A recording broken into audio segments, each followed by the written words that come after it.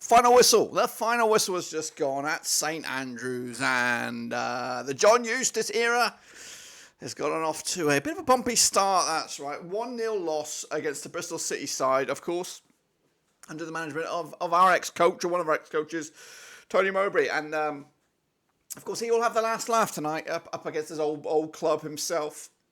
But he had to have that last laugh from the sidelines, being banned from, of course, the dugout. But today, 1-0 loss against the Birmingham City side. I don't want to lie anybody out there, but that was pretty shit. It was one of the most dull, dire, miserable performances I've ever seen from Blackburn Rovers, and that is a major concern for us, for a coach that has just taken over the reins. If this is what we've signed ourselves up for, then it's going to be a long old season, folks. I could see where he was going here, perhaps, hoping to nick a late goal, which we nearly did to try and salvage something. And, of course, maybe trying to build up a bit of confidence at the back and maybe try and seal out a 0-0 or something. That's what I felt like today. I felt like he was trying to play it cautious and see if we could get some confidence starting with the goalkeeper and the centre backs. But once again, no clean sheet, and the goal was a scrappy goal, but I don't think it was undeserved. I think we were quite lucky that we didn't get on the back of a 5-0 loss here, and their only blessing really is to come away with just the 1-0 loss. It's not great though, is it? Coming into this game off the back of that Stoke victory, I think everybody was very optimistic that we can get something out of this game. I, of course, did have my own reservations. I did do a prediction video earlier in the week. I did go for a 1-1 draw, and I was all hoping that we could get a 1-1 draw, or at least a 0-0 draw in this game. But yeah, it was very dire, very bland, very vanilla. In fact, it wasn't even vanilla. It was very water, very bread. It was very bread. Not much going on, not much excitement, and you know what, we may want to check the receipt on this John Eustace fella. You know what? And again, let's turn the clock back to Stoke a little bit. You know, and all the plaudits were going on to Eustace for coming out and being a cheerleader. But how much did he actually play a part in that victory? Of course, because the team that was there on Saturday, or the performance that was on Saturday compared to the performance that was here today, was chalk and cheese.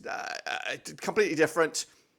I cannot even remember an opportunity that we had to really, besides the last minute scramble, which was something in itself.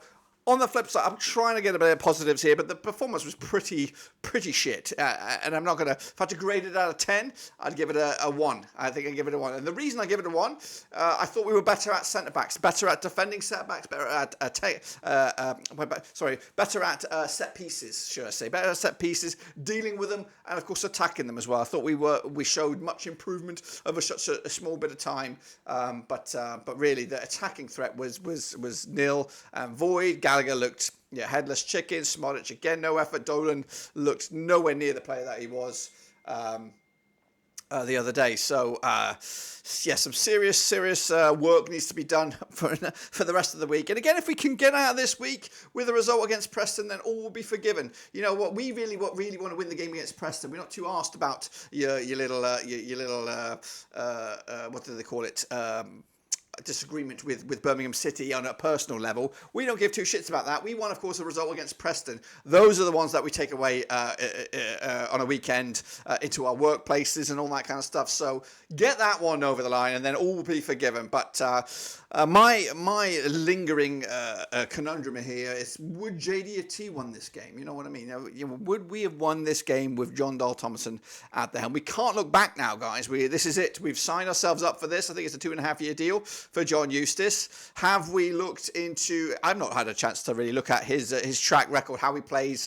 Does he get wins? Does he get big wins? Does he get comfortable wins? Does he play good football? Does he play positive football? I think I have read a bit more negative Nelly stuff about John Eustace over the past week or few days, that he doesn't play the greatest football, and when needs must today, there was zero real desire again in this one. The mind boggles when you come off the back of a great result against Stoke on Saturday to this one at Birmingham, and of course we were pretty stinky, and Now we've got to dust ourselves down, recharge the batteries, of course, and hopefully gear ourselves up for a big game. It is a big game for us against Preston at their place. Hopefully we can get those 3 points, because despite the win on the Saturday, some of the teams are going to close in on us a little bit, but we want to start to get a bit of momentum under our wings, especially under the new coach. And I would like to see a bit more fight from Rovers, and hopefully this is not what we're going to get.